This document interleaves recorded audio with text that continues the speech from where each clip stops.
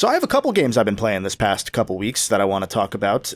Brody, you would appeal to one part of this, and Nico, you might appeal to the other. There is a game called Mythmatch, whose footage you might see on screen during this, because I did record some footage for this little mini preview review thing. The reason you might find it interesting, Brody, is one of the main designer of this game is a guy named Moo Yu, who was someone who worked on Ratchet 3 and Ratchet Tools of Destruction, and like one of the big lead star programmers that left after Tools of Destruction and went to move to the UK and then worked on Little Big Planet for a while. But Planet Mukau in Tools of Destruction is named after him because a lot of the planets are named after some of the developers. So I thought that was cool, and that's how I found out about this game. This is also the guy that was one of the leads on Knights and Bikes, which we've talked about a couple times before, you and I, Brody. I'm going to play that at some point. So Mythmatch is a game that I saw because I follow him on socials. I interviewed him back for the Ratchet documentaries as well, so we haven't really kept in touch, but I've kept tabs on what he's been up to. And Mythmatch is the reason I think it might be interesting to you, Nico. It is, I don't know that it really will, but I feel like it's one of those weird games that would just kind of click with you. It is a match 3 adventure game. So match 3 like Bejeweled match 3. So we love Honey Pop. Or Honey Pop, or Candy Crush.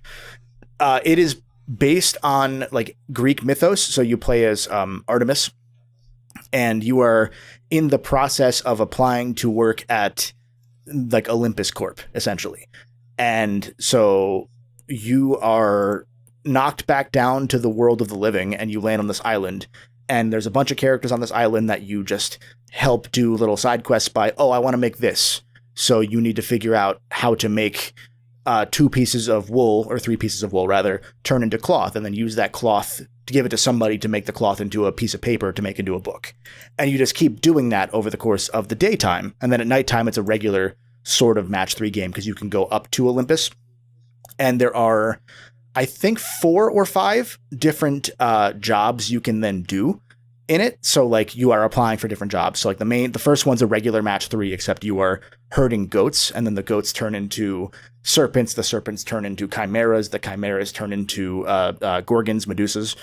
And they just like keep getting more and more chaotic in this small, like I think 8x8 grid, give or take, until you lose. And so that one's fun. And then there's other ones where it's like you're making different pieces of like material in the forge for Hephaestus, or Apollo is really big into drop shipping. So he's got NFT pictures and shitty Nike shoes that he just like is trying to drop ship and sell. And it's like actually really funny because it's like this game's very anti-capitalist in its message. Like very heavily that.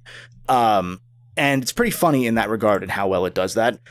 But I haven't done the second to last one or the last one yet, I don't think, for the nighttime stuff. But the daytime stuff is cool because then you have like an Animal Crossing element where the villagers will just bring you certain materials. Like there's a girl who specifically is a trader. So she goes and you can like trade materials to another island to get stuff, but she'll also go grab sand and seashells and water for you to use elsewhere. And so during the daytime, you're kind of just sorting a bunch of things out on the floor, trying to make like different, armor or whatever materials. And just a really neat, cute game. It just came out on Switch last week. I played it on Steam because I saw that they were sending out codes on Steam prior to the Switch release. So I played it there.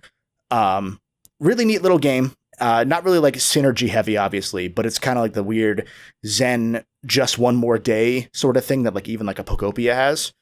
And I think that plus the turn your brain off factor makes it really appealing to just kind of like do a couple days of that game and then kind of call it. Or, a couple days turns into like 4 hours. We all have that type of game in our life, don't we? Yeah, so that was a neat game that I wanted to talk about because I think it deserves more press because it's the exact kind of game that a lot of people have started craving in like the cozy landscape, but it's like a cool twist on it. Like I haven't seen match 3 stuff done in such a unique series of ways where they continually evolve the concept in new ways that I haven't seen done before. I used to be like real into, I don't even know if you'd call them match threes, because I remember, well, one of them was back in college, instead of actually paying attention to my professors like I should have, I got really into like this series of Facebook games called like Monster something or other. And one of them was a match 3, but the other one was like a match 3 on like a hex grid. And that was cool. Okay. And it did, but it basically, all the ways that it evolved the formula were probably just the ways that like Candy Crush did, but I didn't play Candy Crush. So I have no idea. But like, there is something to the idea of a match 3 that like has interesting mechanics going on beyond just like what you assume to be in the game. Yeah. Definitely could be a major time sink to a scary degree. It's the day night combo as well. Like the day is very zen. Like there is a time element of, you know, once it turns to night. I really respect this part. The villagers all drop whatever they've done on the floor and just leave. They're like, I clocked out, I'm done. And that's already funny with the message the game's trying to send. And also I think it's funny. And you can still pick those things up and then bring them over to the spot where you have whatever, you know, items. But the nighttime stuff is really hectic because of how they push the envelope of the concept. And the other cool thing is that the more stuff you do during the daytime will earn you I don't remember what it's called off the top of my head now, like belief or like faith. And so like the faith stat is like a quantifiable thing that's like a currency. So you can then spend that to upgrade specific like aspects of your job application for the individual night missions you do. So it can be like, oh, Apollo doesn't get distracted as easily now, so he won't drop another type of drop shipping item, because there are like, I don't know, 15 or 20 different item types he'll start dropping. So then you have to manage like on a small grid that's moving. You're not joking about that. No, I wasn't. That's all real. Okay. So like it starts with NFTs, and I don't remember what the other one was. But then there's like a game console, like a Soldier Boy game console that turns into more and more game consoles. I see. There's Nike shoes. There's like armor, I think is one of them. But he keeps dropping more and more types, and you're on a grid that's moving constantly to the right to like a Kraken sort of creature. And once one of those ends up in the Kraken's mouth, you lose. So you can like modify a stat to make him make Apollo less distracted, so that newer item types don't spawn as quickly. And then that gives you more time to, you know, rack up a high score. From what I've seen based on the scoreboards that I had gone through, I don't know how the game did, which is also part of the reason I want to give it a shout out, because I was already in like the top 300 just playing a couple cycles of some of the early night missions. And it's the kind of game where, you know, you could see it having had a weird Hades-like trajectory. And I don't mention Hades just because of the Greek mythos element. Just it's one of those games that could easily take off or have taken off. So, you know, any extra push for people to try those kind of games, as we're going to talk about in the other part of the podcast that we're going to put out later on all the platforms that you might have already listened to, even, you know, supporting whatever games and repping whatever games you want to see more of is important now more than ever. So I wanted to shout that out. Mm-hmm. Brody, yeah. I know you have been playing DK Bananza and you just rolled credits, so I'm curious. I did. What your thoughts have been. Well, yeah. So I just rolled credits for the third time, I guess. Third time, you know, kind of, because you get a special thing if you do the final, like get a whole 100%. You get a different postcard at the end, classic Mario game style. Yeah, I think I have a lot of thoughts because my opinion on the game shifted so drastically at different points of the game. Yep, that's how I was. Ultimately, I liked it, right? Like ultimately at the end of it, it's like, yeah, I really enjoyed my time with that game as like a sort of follow up to Mario Odyssey, like really cool. Like, you know, from that team and everything. Yeah. I think first impression was like really strong. Like that little tutorial area followed by like the lagoon layer. That was like, damn, okay, they're back, they're hitting it. You know, the music and everything, the layout of the area, like everything was hitting. And maybe it was just because it was also fresh and new, and maybe that kind of wore off as it went on a little bit. But I think there was just something to that, like first layer or whatever you want to call it, second layer, I guess technically, that just made it hit in such like a big way of like, okay, I'm interacting with all of these systems now. I'm getting used to the idea of like, here's the bombs and here's where I'm using them, and I can punch through kind of anything, and like that was really cool. But like the vibes were immaculate. I really liked being able to go like up and down from like one layer to the other, and there was a kind of like ebb and flow of that, of like, oh, I found a new way to get down to the lower layer, but like to an area that would be inaccessible if I was going there. Like the sub layers, you mean, more than individual, like the macro layers? Yes, the sub layers. Yes, thank you. Yes, yeah, like the second like 901 one down, to like, 902 to 903. Yes, yeah. Exactly. Yeah.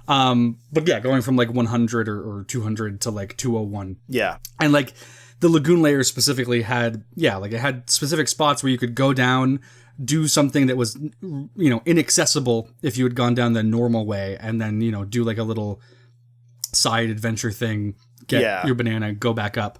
And I thought that was all really cool, and I was kind of disappointed that that wasn't really so much a thing outside of that layer, because the other ones had similar ideas, but instead it was like, you go down and then there's like a single room that just kind of gives you like a peek at the next sublayer. Okay, I can see a little bit what you're saying with that. I was going to say Hilltop has something in the middle between those, because there are both the individual peaks and there are like kind of alternate paths to another banana, but it's not just like one banana, it's like a couple other things.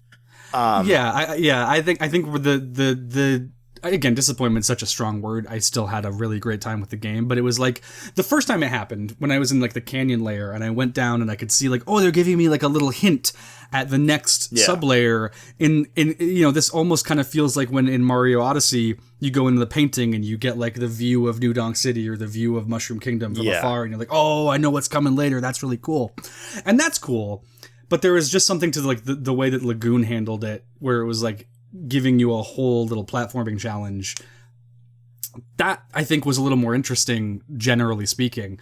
And I also think like I really liked the big worlds, right? Like, because all of the Bananza worlds, I guess you could say, the ones where you get a new Bananza, like those were all the biggest ones, with the exception of like Feast.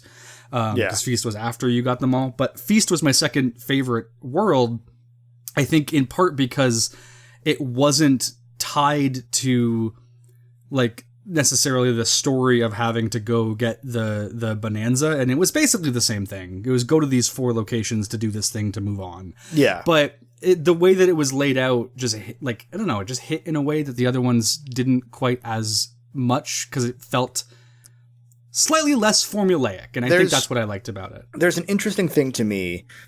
So I've been going through a critical path run in preparation for whatever video thing I want to do for Bonanza.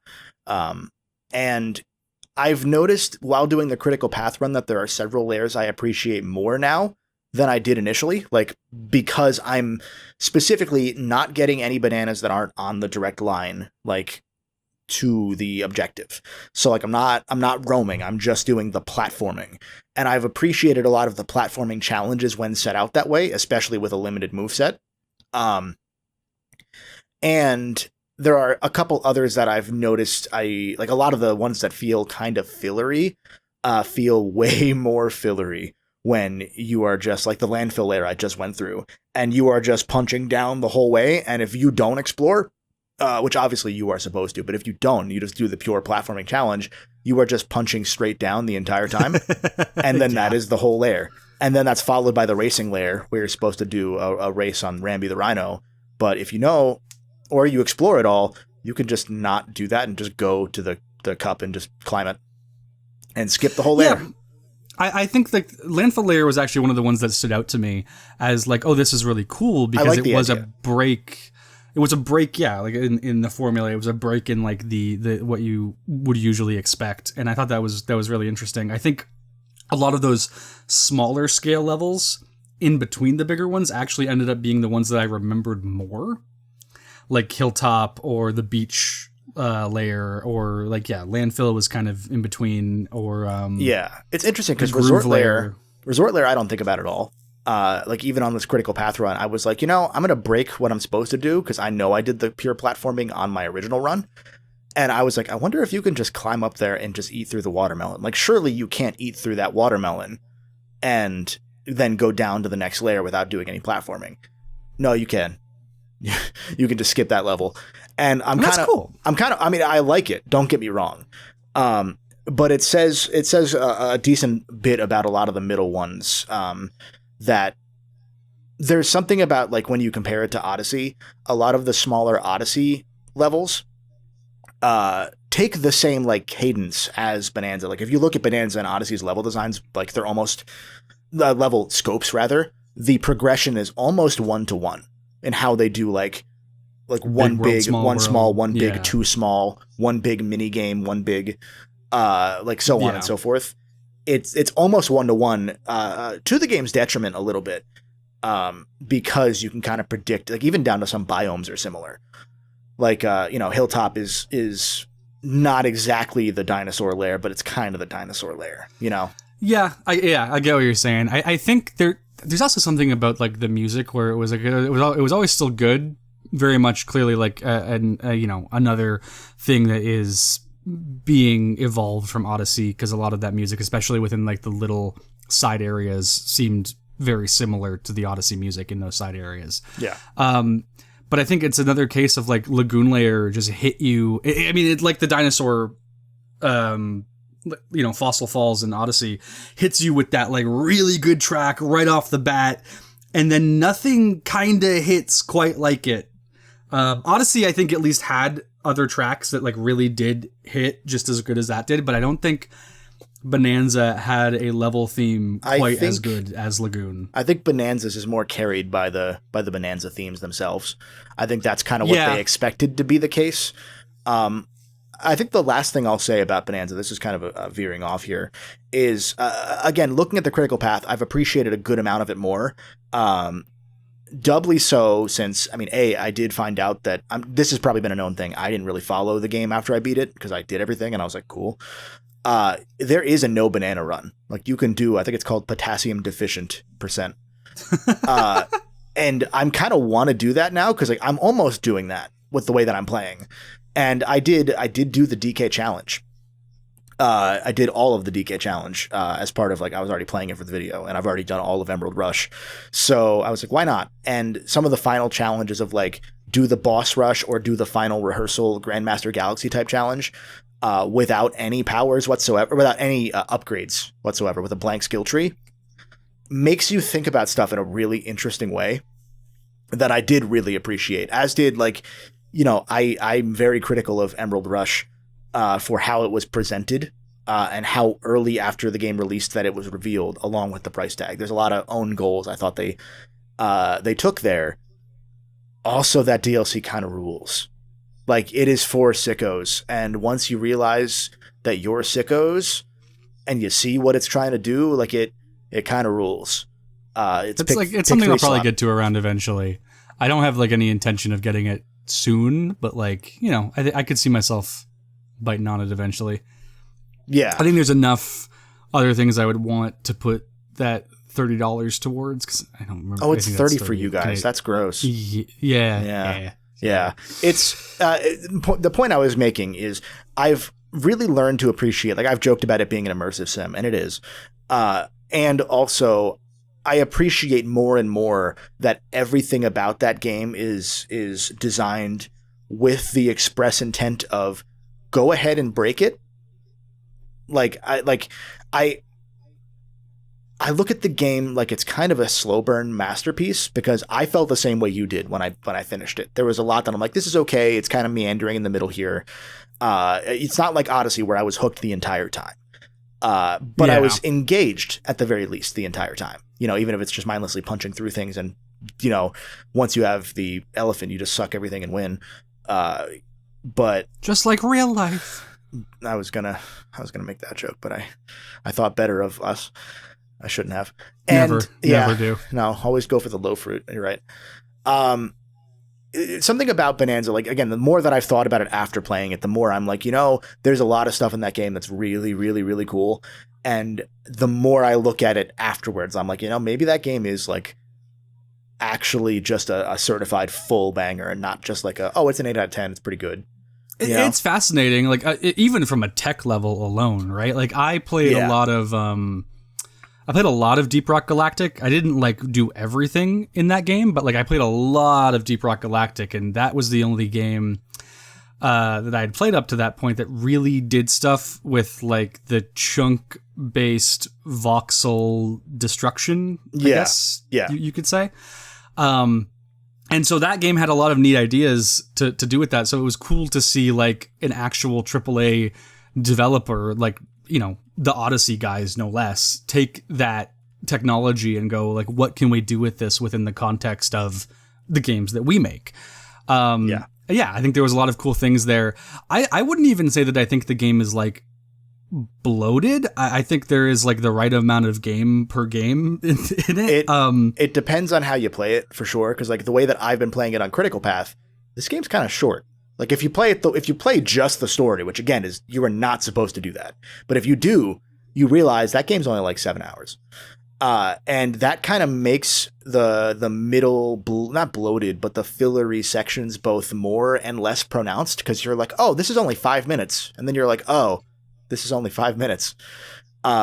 Yeah. Which I again, it's a fascinating thing to get into, and I know we had a spoiler cast that you weren't a part of, Brody, because you didn't have a Switch too, nerd. I did not. You can do a live react to that, and then give us your thoughts, like pause, like Nico's Crub rewatch. And speaking of Nico, I want to throw to you in a sec, because we had a really cool thing we did that I want to close out this episode by talking about. Another brief indie thing I want to talk about. There's a game called Teeto, Teeto, that I got a code for. I think I'm the first person to platinum it and 100% it, which is pretty cool. It is another Scrimblow. It is a really neat little game. It's one of those games that I want to shout out because, again, we got to shout out the games that we want to see more of, or the stuff we want to encourage. It is sort of a buddy cop adventure, like in the vein of like a Banjo or a Jack or a Ratchet, like not really to that level. I don't love a lot of the story or character work, but I appreciate how adorable a lot of it is. Like the whole game is like kind of in honor of, I shouldn't say in honor of, I shouldn't say paying tribute to either. It is a love letter to somebody related to one of the developers or the development team. Cause like there's like one of the characters is a stuffed animal who was of a girl named Ella. And Ella is somebody who voices the Ella character also in the game, but is also, I'm guessing, daughter or sister or niece of the developers. And I thought that was really sweet. There's stuff like that throughout the game. Like one of the collectibles, they're called Michaels. They're just little baby Chow, and they're all Michael, but they all have different like Astrobot style. Like here's Michael with a shirt that says beef, and he's emotionally unavailable Michael, and he's got a really shitty chin strap beard. Or like conspiracy theory Michael, and he's got the tinfoil. Anyway, fun little Scrimblow. Took me about 8 hours to do everything, so not a super long game. It's not like, movement or schmovement. It's kind of just a basic platformer, but it's one of the more polished ones of those that I've seen in the indie space in recent years. So I wanted to shout it out. I'm hopefully going to have a video out on it at some point soon, if I can find time to put the video together. But I wanted to give it some press. And with that, I want to throw to Nico, because just yesterday at the time of recording, we revived a 15-year-old game. That game is Monday Night Combat. We played it with some of the Crub subscribers, some of the Crub community. Ended up starting with 10 people in the 12-person lobby, and then 2 people organically joined. This is a dead game. This is a completely 0 players dead game. And we got 2 organic joiners. We hit a peak player count that I think was like the second best player count of the last like 5 years on that game. Yeah, something like that. It is very fun time. And I had forgotten that you hadn't played it with us back in 2010 on Xbox. So I figured I'd throw to you and let you share your thoughts on this, again, 15-year-old game, explain kind of what it is, and tell people why they should play with us next Monday Night Combat. Not specifically next Monday, but whenever we do it. Yeah. No, it was a really good time. It's incredibly, I think, cheap, right? Like it's not like it's on Steam for like $5 normally. I got there's also a 4-pack you can buy. You can get it more than worth it. You can get it more than worth for it. Like $1 or like the 4-pack. Yeah. I spent $6 to get 8 copies for all of Crub. Yeah. Yeah. Well, and I'll say that, one of the things I really liked Well, this game was like a hero shooter, except it didn't. You could pick any character you wanted, regardless of what your team was. So it is balanced as all things should be. I gets a thumbie uppies from me. For that, I notoriously am a hater of the force people to put one of a character on each team. I'm a generational hater of that concept, and I like that this game doesn't make you do that. It was teams of like 6.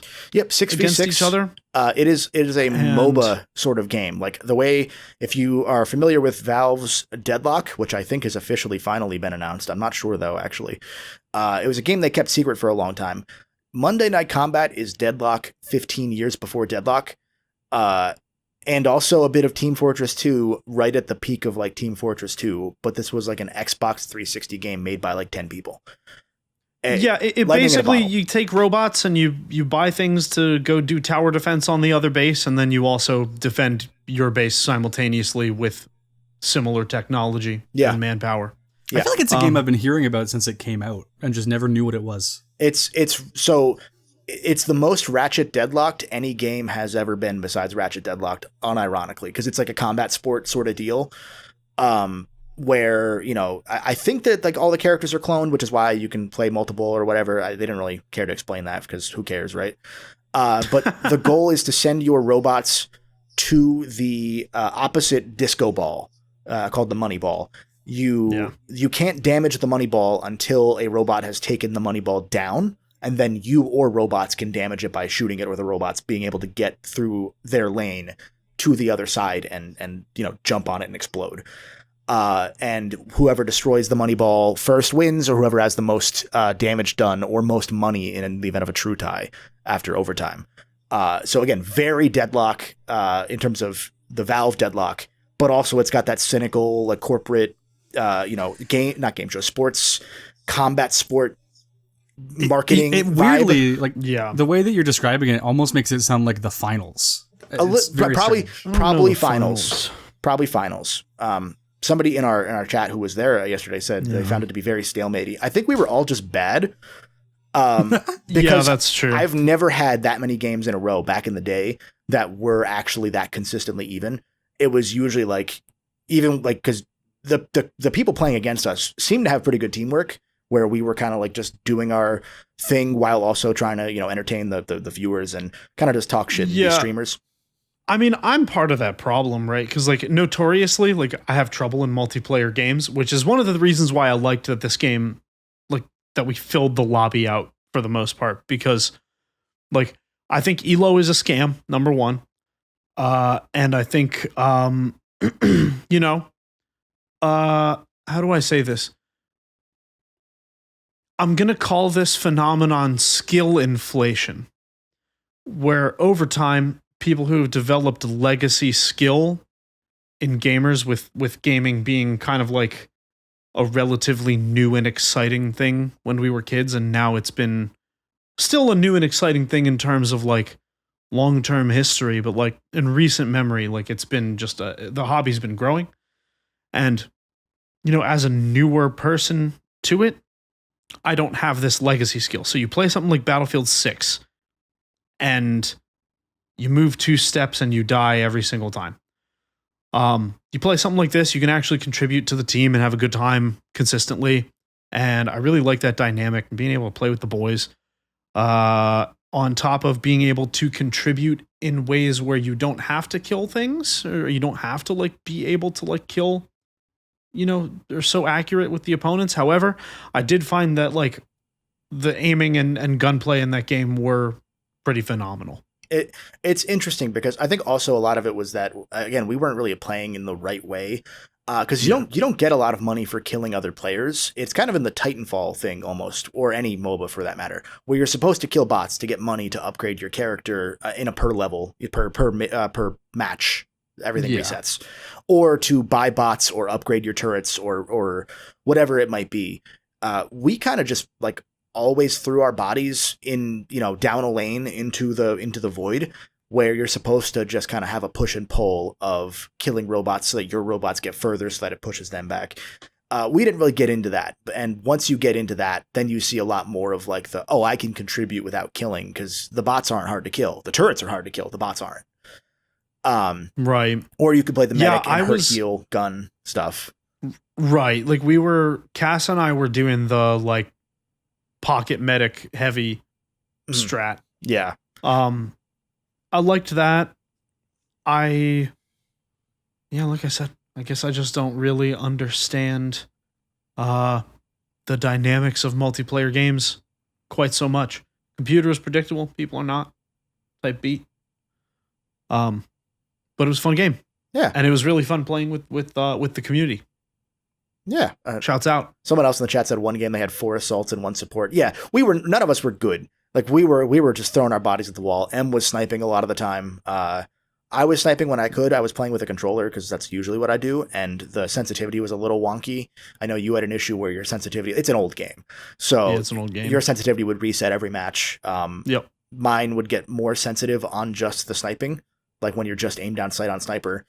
Not a super balanced game, though it's also kind of phenomenally balanced because of that. Because it's like a Smash Bros. Brawl balanced in being unbalanced sort of thing.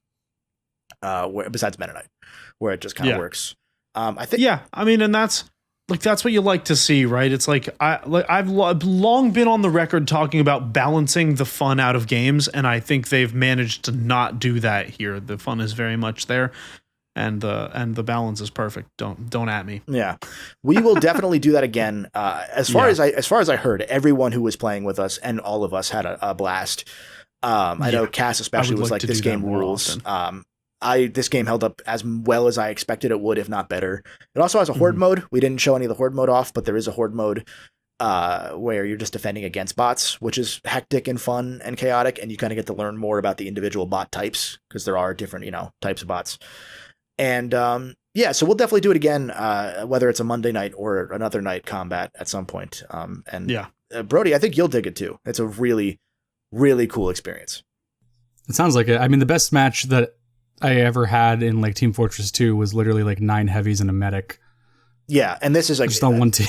like you don't see, like, you'll see matches with like a lot of assaults based on what we did, but it's not like it doesn't skew things too much in a weird, like, unbalanced way where you could play like 4 supports and it'll just be fun. And I think that's everything I have to say about that. But if you want to join us with that, CRUB.org/join. You can stay tuned in as to when we're going to do that. If you want to play a 15-year-old dead game over local dedicated server hosted by one of us with us, there was some lag too, and I think we all played low stakes because we understood that there was some latency that was going to happen. I mean, it is what it is, dude. It's not as much as when Justin hosts Mario Party. True, Justin playing Mario Party is the most lag. You're right. Yeah, true. Yeah. We didn't cheat like Justin does. No, Justin's a cheater. He's a filthy cheater. Just lag switching them. Yeah. The cleanest friend that we have. No. We know Mario Party would have changed that Mario Party game we played if he didn't lag switch out of the game to restart the run and give himself all 10s the rest of the match. He did do that. Yeah. I'll say it. Swear jar. Fuck Justin.